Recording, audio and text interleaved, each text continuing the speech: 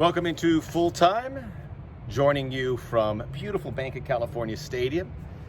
As you know, or maybe you don't know, I work for LAFC, so I get the keys to the building every now and then, so I just opened up and decided to record a full time here. That's not accurate.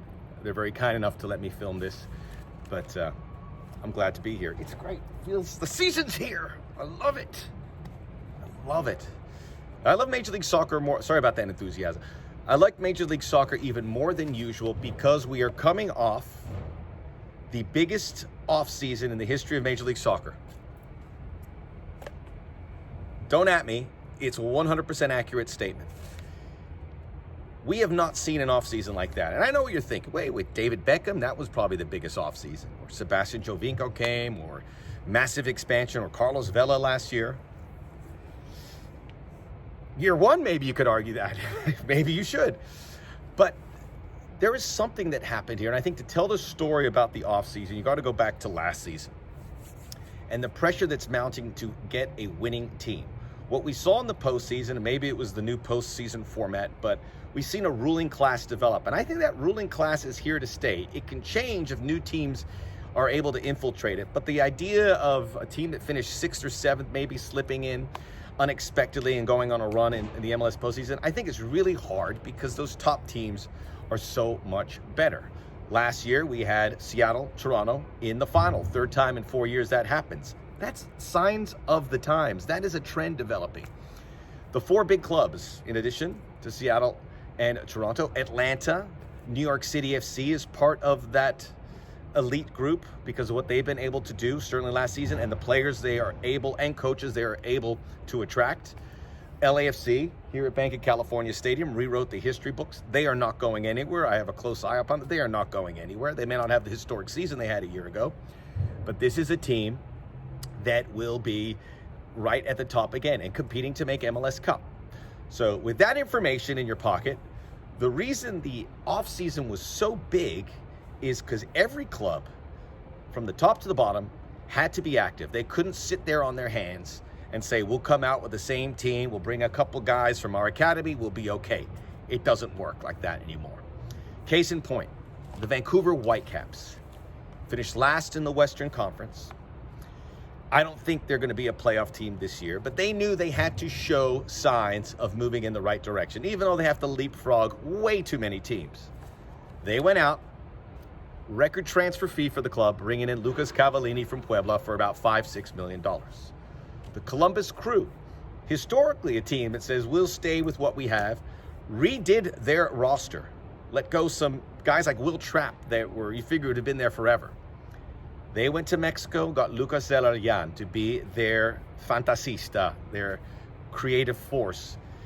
And then they brought in Darlington Nagbe. So you see these clubs have to rely on everything to compete, and they're using that. Money, investment, ambition, relationships, anything they can have. They can't just sit there. We've seen it with all these teams. Every team had a big signing. Almost every team had a big signing that they could hang their hat on. Sporting Kansas City. The big movement to Mexico, I know that is well documented. I thought that's going to be a big story. I think most of these players, whether they're Mexican or they came from the Mexican League, is a huge indicator that this league is now ready to compete more than ever against Liga MX. I think we're going to see a lot of developments in competitions towards that. We have bigger Mexican stars in Major League Soccer than Liga MX does. That is not debatable. Chicharito is the biggest Mexican star. Carlos Vela is right there amongst the top 5. Alan Pulido. I think when you look at stars in Mexico, the one big Mexican star is Memo Ochoa, JJ Macias maybe, and then you have to be pretty creative. Rodolfo Pizarro. The list goes on. And that's all part of this amazing offseason that we had that's going to set things up for the new MLS season. So I'm going to go through a couple storylines, give you some predictions. But I think what happened with the Mexican League, what happened with the offseason and teams spending money is a huge sign that we're expecting our best season of all time. We're here in Los Angeles, so start in the West. It's going to be a crowded pack pursuing LAFC. I think LAFC will still finish with the best record. I think they are the deepest team, and barring injuries, they have the class to step above. Seattle were not an active team. They did have a couple nice signings. I think they know how to navigate the MLS season better than anybody else, hence their championship last year. So look for them in the summertime to put all the pieces in the right spots so that they can defend their title, and they'll be there. I think they will finish second in the Western Conference between the young South American players for LAFC. As I get back to that, Pancho Ginella, Jose Cifuentes, Segura and Atuesta, the Colombians there. And now you have Brian Rodriguez, who I believe will create the biggest transfer fee for a player maybe down the road. He's just so talented. And LAFC, you got to give him props because they got him before he went crazy with the Uruguayan national team. So LAFC 1, Seattle 2. Sporting Kansas City will be 3. They brought in Alan Pulido. They have a big group of players that almost got to MLS Cup 2 years ago.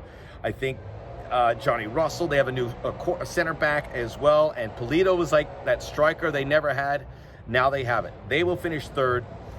Dallas 4th, a team that relies on homegrown players, but they have an incredible core, maybe the best we have seen in a long time. Reggie Cannon, Paxton Pamecao, Jesus Ferreira.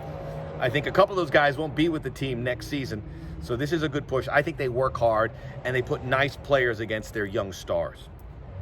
The Galaxy 5th, a bit reluctant there, because I still think they have huge holes that they have to fill, but I think when you look at Chicharito, he will make Christian Pavón a better player.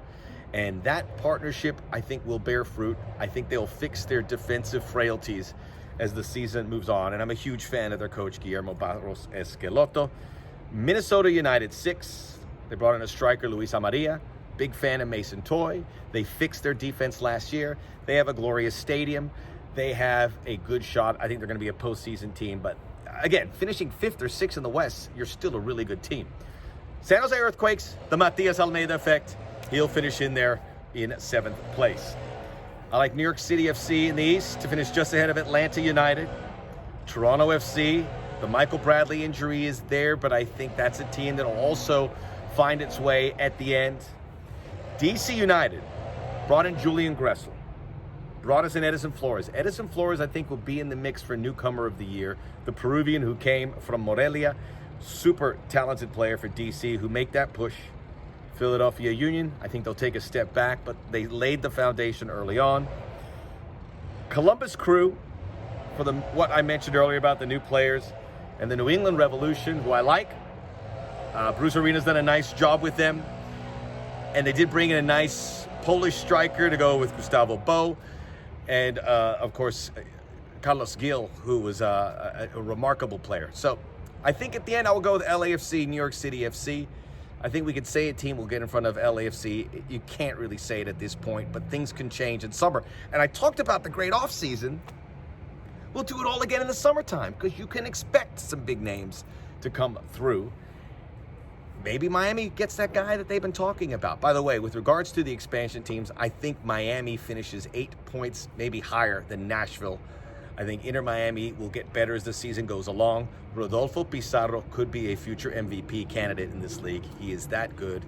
He is a Mexican talent unlike any others that we have seen that could fill out so many gaps. So keep an eye on that. Otherwise, enjoy the season. It's going to be a lot of fun. And I can't wait to see. Hey, for all the new fans out there, and I know they're new fans, you are welcome. If you have any questions, I'll hook you up. So there you go. Best season in a long time. And we have a new anthem by Hans Zimmer.